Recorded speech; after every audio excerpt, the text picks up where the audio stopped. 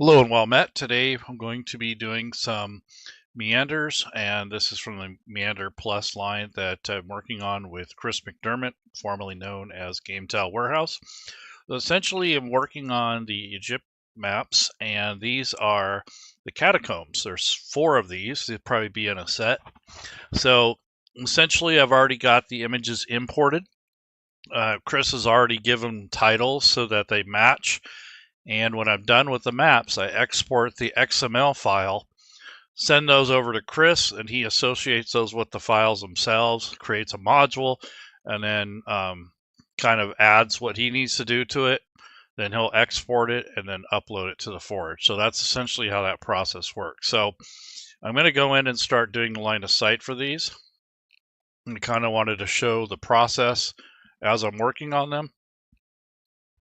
And I'm forming a playlist so anyone can go and see the type of information or the work that was put into these. So usually when you turn on the grid, it's the first step. So I'm going to do that.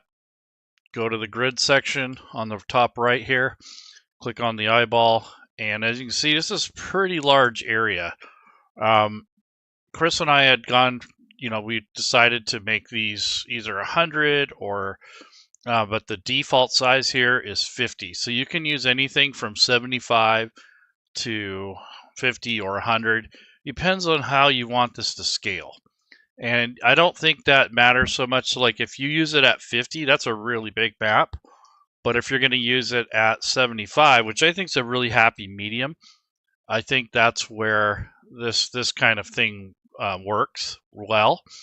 And then if you want to go with the 100, what you'll notice is it'll be off like maybe half a square. So that all you have to do is go to the layers and to just move it over one, and that'll fix that. So if you are, if you want this to line up perfectly and you're going to use this as at a scale of 100, that's the way you do it. You just kind of nudge it over. But I'm going to go back to where it was, which is this actual true center. And then I'm going to change the grid type to, or the size of the grid to 75. The image itself was created as 100 pixels. So it is centered, but it is like off a half square. So if you want to use it at 100, you just have to nudge it over before you do anything else to it.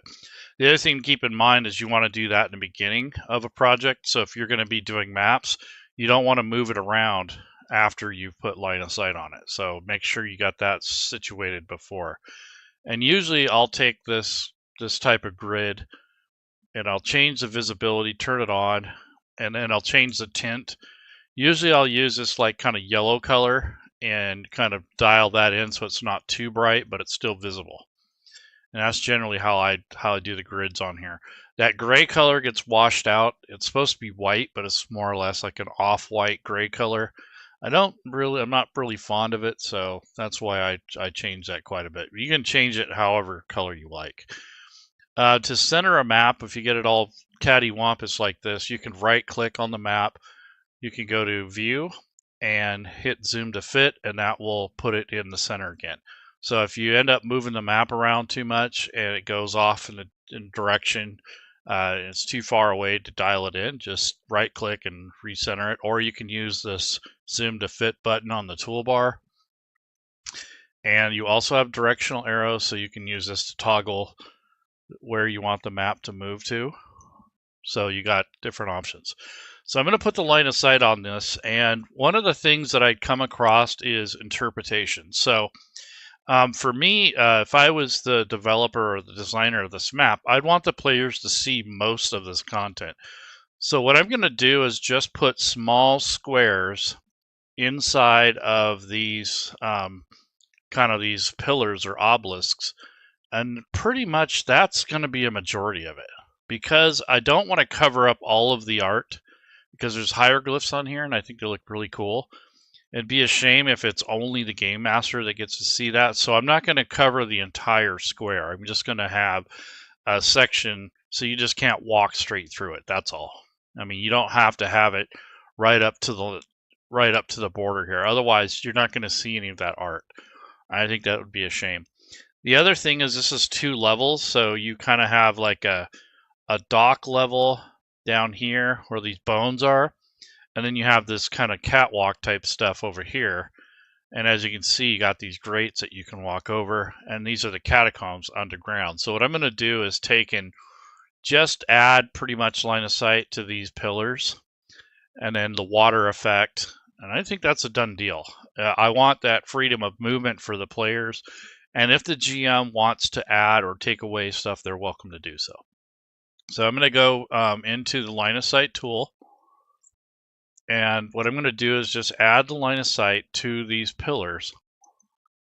And that's pretty much it. I mean, there isn't a whole lot more to this. There's a couple bridges that I'm not going to mess with. That's just something you can walk across, and then I'll put in the water effect. So I'm going to go ahead and go to the square tool, and we're going to go to the wall tool.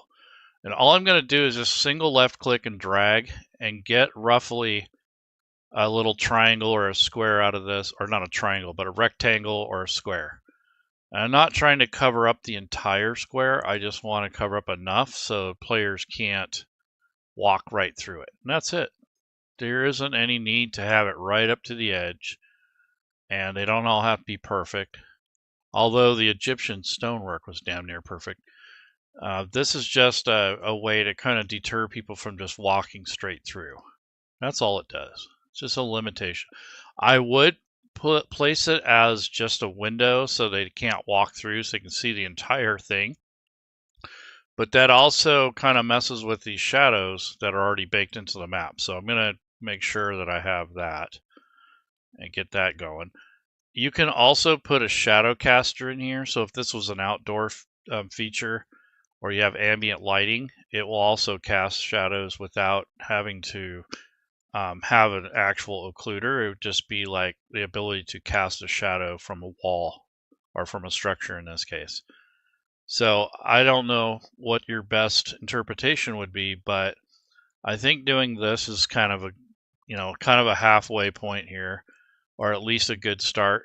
And then it gives the artist, that you could see his work, but then at the same time, your players can't walk through the wall. So that's kind of what my reasoning is on this. I could make this an elevated area, but since the players are mostly going to be up here on the top, I'm not going to make this an elevated area. I think that's the majority of the map. And then down here, you got the water, got the spiral staircase that goes down into the water. So I don't think that's necessary. And then I want to go to the ambient light. And since it's underground, I'm going to select the ambient lighting, and I'll just do darkness or moonlight, I guess, is probably the best bet here. And that way it still has shadow and stuff, but it's not like super bright. And there's already kind of, torchlight in here anyway, so it's not going to hurt anything. And then you can mess around with the shadows. So if you zoom in here and you start playing with the shadow length, you're not going to be able to tell because of the darkness factor. But if you had sunlight in here, these shadows would be casted and you'd have to kind of line them up. So you'd adjust that with the direction of a shadow and then the length of the shadow. In this case, we got moonlight up in here, so it's basically like twilight or moonlight. I don't even have to have that on there, to be honest. You could probably just get away with none. Just don't have any at all on here, because this is an underground feature, so I don't think I need anything, to be honest. Yeah, none. So that's just a kind of a suggestion. You don't have to do that, but anyway, so this is the next step is I'm going to add the torches. So I'm going to the add light section and then use the drop down and go to torch. And also make sure that you have your layers selected depending on what layer you're putting this on. So I'm going to go ahead and click on these little torches over here and just kind of add these in where the torches are represented. And that'll help illuminate the place. And like I said, I have this compass enabled so I can move that around easier. and just kind of go through and add those in as required. So you got a zoom in and a zoom out button, which is pretty nice. And then click here and here. So these are just kind of rough placements of the torches. And all I'm trying to do is represent where the artist has placed these torch lights. You can leave them blank. You don't have to have them on here, but I thought it's more of a convenience thing than anything else. I don't think it's a requirement. It's just something that makes it look like it's come to life a little bit more. And let's go over here and let's see if we got everything. Yeah, so I got all the basic torches in. And now the next step is I'm going to actually add water to it. So I'm going to go into the effects tool and add an effects layer down here at the bottom. So it'll add this layer on top. And then what I'm going to do is use the drop down menu and go to water. So what that will do is kind of make this entire thing look kind of wavy. And you don't want that on the entire map. So you have to put a mask in here, which is this mask tool. And that covers the entire thing. It stops it from moving around. Now what I'm going to do is just left click and drag out large sections to reveal just the watery areas that I want to include in the effect. So that's one section. I'll do this one as a section. And all I'm doing is getting a majority of it uncovered. And then I'll go back and do the curved areas. Because right now I'm using a rectangle selection tool. So that's something you can do in pieces. You don't have to do it all at once. So that's a majority of the areas that are going to be uncovered for the mask. And then for these curved areas, you hold down the Alt key and you can just kind of come in and get into these little nooks and crannies, the little areas that you can't capture with the square. And you just come in, and you don't have to be right up to the edge because it makes kind of a distortion if you get too close to the edge. So I recommend that you back off a little. And this is just for the odd kind of areas, the areas that are not uniform or 90 degrees. And that way you can fill that in. Like if you have a little pocket that you're concerned about that you can't get, you can come in with this tool, hold down the Alt key and trace around as freehand essentially. And this way you can get closer to the areas that you want, and also you kind of take in consideration these rounded areas. So now when you go up to here, you can kind of see that it's not necessarily on the rocks, but you can see it a little bit on the staircase because it's partially underwater. But if you want to get a little bit closer in these little pockets, that's the way to do that. So that's kind of unveiling the mask that you've put over it so that the water effect comes through in the spots that you need it to. And that's kind of how you do that. It takes a little practice with the dexterity involved to try to, to trace around. But if you make a mistake, you can always hit Control-Z and redo that part. So it's not the end of the world. I also put a tiny bit of blur on it. What that does is it blends in the very edges, so it's not a hard edge between the effect and the image underneath. And then the other thing is you might play around a little bit with these settings here so that the water either moves less or more depending on what you're trying to do. And I think that this is kind of, when it's zoomed out, it's kind of hard to tell what's happening. So I'm going to bring up the you can bring up the speed and the intensity if you want, and that kind of gives it a little bit more movement. But being that this is underground and probably not a lot of wind, you probably don't need a bunch of that. But that looks pretty good right there. So that's basically the majority of that work there for this particular map. So when you're done creating a map and you have all your line of sight and you have all your assets on there and all that, you can export an image by clicking on this export image tile to export image to file. What will happen though is you won't necessarily have the line of sight or any of the effects, like if you use animation. You'll just have a flat image. You can't export an animated image, just a flat graphic. The other thing is, if you want to just export the line of sight, if you have all the line of sight on this layer here, on this image, you can right click, go to export metadata, and then you'll save this in the folder where you have the images. And then the file name has to match, so don't change the file name. Now I'm going to go on to the next map, do the same thing. So that was map 1, here's map 2, same difference. So the first thing you do is turn on the grid, make it visible. In this case, I'm going to change it to 75. I thought that was a good happy medium. These were designed or set up and rendered at 100 pixels, but I think 75 is more realistic in the scale and the usability of it. I think 50 is a little small, and that makes the map look colossal. So this is just my interpretation of it. You can set it to 50, 75, 100, whatever. The default for Fantasy Grounds is 50 though, so just kind of heads up. I think this one already has the line of sight on it. Yes, it does. Let me look. So here, yeah, so this one already has it, so that one's done. So I don't have to mess with this one anymore.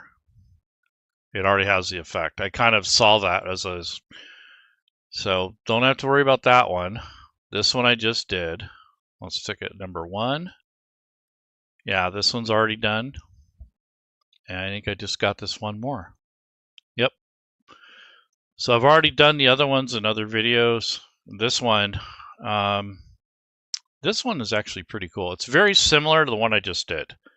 Just more pillars, and then I have to consider this area, and I think putting the water in is going to be a little bit more challenging because of smaller spots. But all in all, this is a very simple process for this type of map.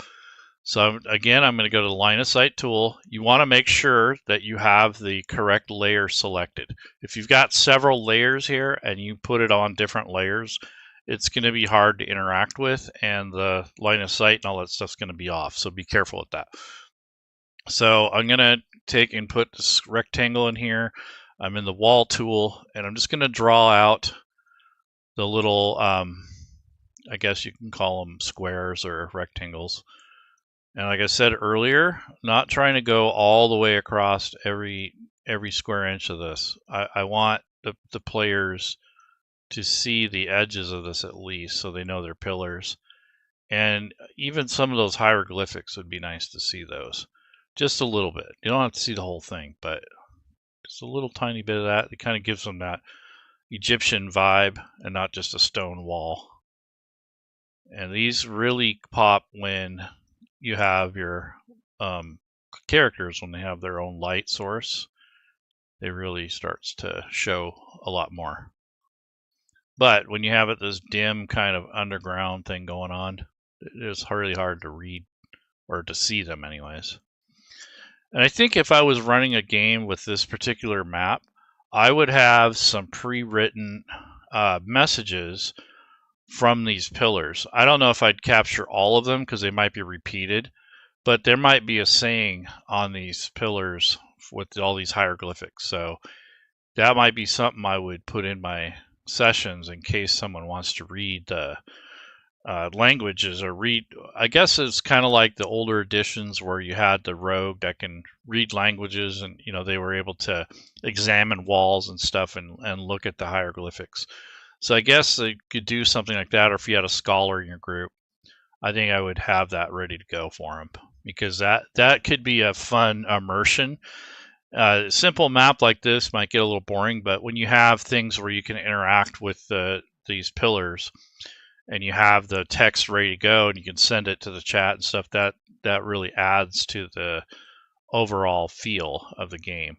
And I think that's the type of experience that you want to work to provide for your players. And this doesn't come overnight. This is stuff you won't realize until you start running games. like, wow, I wish I would have had some stuff ready for that, because that's a really cool thing, or something. You'll see when you start running adventures. If you don't have some things like that to work with, it can slow things down and can be kind of boring. Even Wizards of the Coast modules or anything official, they give you some stuff, but you really have to put in some of your own work to make it nice and fun and immersive and that sort of thing. They just kind of give you an outline and you kind of go from there. Or if you're experienced and you used to running homebrew, you kind of do all your own thing. You don't even worry about the modules too much. Usually I'll use the adventures for maps and images and some of the stat blocks and stuff, but I don't generally run the entire adventure all the way through.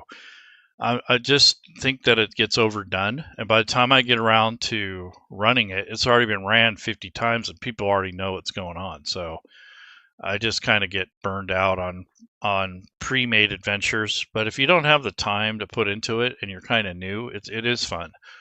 But if you've already know what the plot is and you've already ran through it and stuff, it can get kind of boring.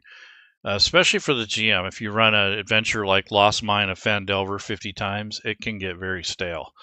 So you do have to innovate, come up with your own. And having additional maps such as this really helps bring your games to life. I wouldn't use this in Lost Mine, but you get it. There's ways to make your games funner. So now that I got the pillars up, now I'm just going to add the torchlight. So again, I'm going to the add light tool, dropping down to torch. I want to make sure I'm on the correct layer before I start clicking on stuff. And I'm just going to click on the little spots here where the lights are, so that when the players arrive, they're able to see what's going on with the map, and it kind of gives you that immersion, gives them shadows, and also it kind of makes it look like the place is alive more, and it's not as static. So that's a majority, it looks like. Now this area here is so bright that I'm wondering if there's an overhead light or an opening. So my interpretation, I'm going to put a torch light up above it so they can see this area clearly. I don't really know what the light source is. It could just be street level light from above, or maybe a shaft where the sun comes through. But just in case, I'm going to put a light there, and that's only an interpretation thing. So if you got this much light here in the center and there's no light source, then I'm going to have to assume it's coming from above. So in that case, what I would probably do is you can put ambient light over the top of this and then mask everything off. In this case, since it's just a small area, rather than doing that whole thing, I'm just going to put a torch light above so there's some torches light in there. You could do the sunlight thing, but I think that just putting that there is a lot simpler and easier to manage, and it gives you the ability to turn it off easier instead of trying to redo everything and make it fit. So this is kind of the thing. So let's take a look at the line of sight here. Yep, so most of that's in there. And now for the water. So this is going to be the more challenging part, because like I said, you got these slots here where there's not very much room. So what I'll do is I'll take and just kind of do a bunch of rectangles, and then I'll come in later and kind of go around the edges with the freehand. So I'm going to go to the rectangle tool, and actually going to go down to the bottom here, pick the effects layer, and then up here on top, I'm going to pick the effect, which in this case is going to be water. And once you do that, it's like I said, the whole map is going to be all wavy. So you're going to put the mask on, and that covers it up. So then at this point, I'm going to take the left click and drag and just clear out these rectangle spaces in between the pillars. So I don't have to reinvent the wheel, and I can get a majority of it doing it this way. And that way, later I can come back and do these little smaller areas. It's not the end of the world. It doesn't have to be perfect. You're just getting a majority of it just to give the illusion that there's movement in the water. It's not the end of the world if you miss a little spot. And to be honest with you, I don't even think the players will see half of this. So that's the other thing is, how much is this worth your time? Because my new rule of thumb, or the rule of thumb I've had for a couple of years anyways, is this takes more than an hour, it's probably not worth my time. Unless it's a commercial product that you're going to be selling, that's another story. But when it comes to running a table, if it's not a paid game, it's just a bunch of buddies, nah, I don't even worry about it. It's a paid game, I care a little bit more about the experience that the players are getting. But in most cases, doing all this stuff doesn't always add up. It's not worth it half the time, to be honest with you. And it just kind of depends on how picky you are and how much effort you want to put into it. And that's the thing, is most people don't have the time to put in the effort. And that's what the appeal of buying pre-made maps or having it already done for you is, that you don't have to do that. So I got a majority of it. I don't even think I'm going to go back over and worry too much about any gaps, because there will be some, but I don't think there'll be enough to notice. And I'm getting a majority of the spots right now, just putting a bunch of rectangles in, because that's generally what you'll do. Hey, just bought your software. Have a great Steam. Thanks. I'm not Fantasy Grounds, just so you know. Namula Law. I'm a community member, Fantasy Grounds Academy. But thanks anyways. I'm glad you're welcome to the community, by the way. And all I'm doing now is just kind of sharing my process so people have an understanding of how to use the tools, and to talk about some of the creative aspects of it, and the GM notes and all that kind of stuff. So the commentary that I make may not appeal to everybody, and not everyone likes D&D or Pathfinder. They like sci-fi. But the thing is,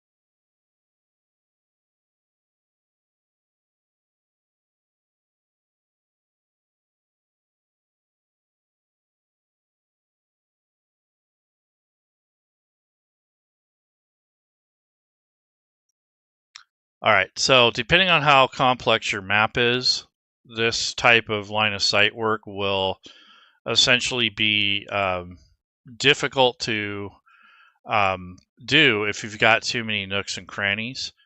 And also, you will want to try to keep down the number of data points, because like something like this is not bad, right? But if you got a cavern that's got 50 gazillion points on here, that can be very annoying and difficult to deal with.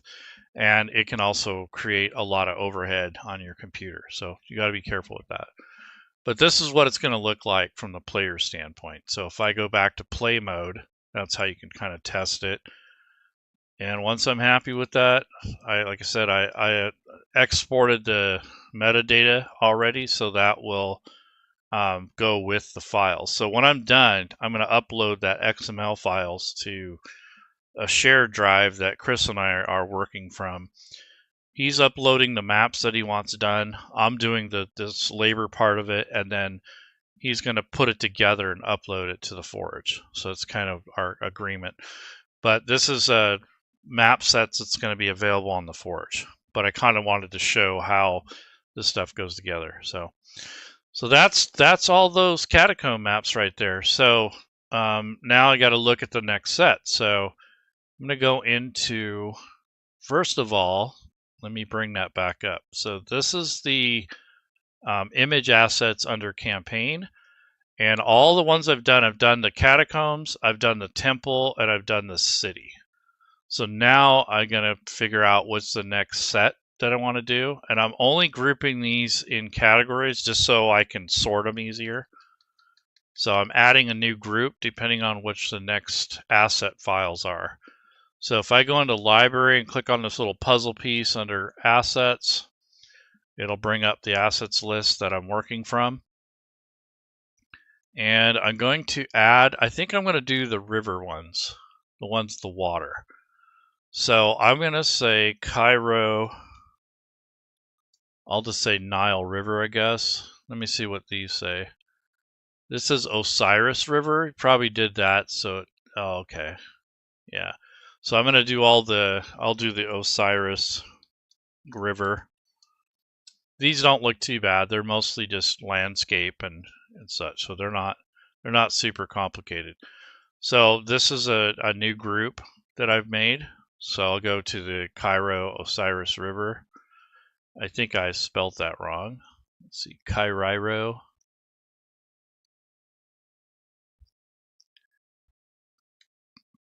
Yeah, there we go. Cairo. Okay. Cairo Osiris River. Okay. So now that we have that, what I'm going to do is select that particular category, and then I'm going to drag over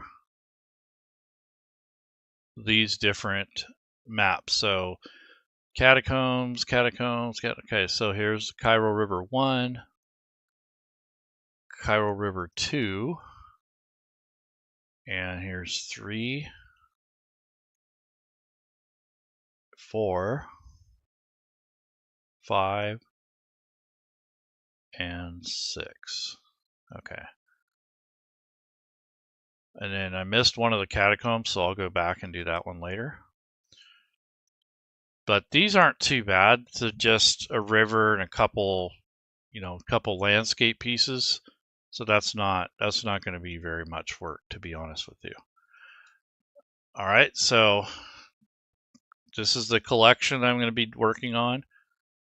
And generally speaking, like, I'm going to take a break and have lunch. So if you guys are watching, apologies on that. But basically, I'll get this all set up, and in the settings in Fantasy Grounds under options, I would set this so desktop restore Windows on start. So what I would do for a leave, like if you were going to leave like your session or whatever, leave this stuff up, and then when I come back, this is going to be exactly where I left it. And I'm going to know that this is where I need to start. So I don't need that this big. So I'll shrink this down. And this is a trick with Fantasy Grounds. Like, you size the windows where you want them to go. And then next time you click on that window, it'll pop up where you want it if you dismiss it. In this case, I'm going to leave it open because this is the map I'm going to work on next. So that's essentially my process for working on content. So when I exit Fantasy Grounds, you right click, you go to exit session, return to launcher, and that saves your work. If you just X out after you've made a bunch of changes and saves, that's potentially going to lose some data. So make sure you exit properly. And as you can see, I got an update. So I'll update while I'm going to go have lunch. And I'd like all of you to have a good week, and I'll see you around next time.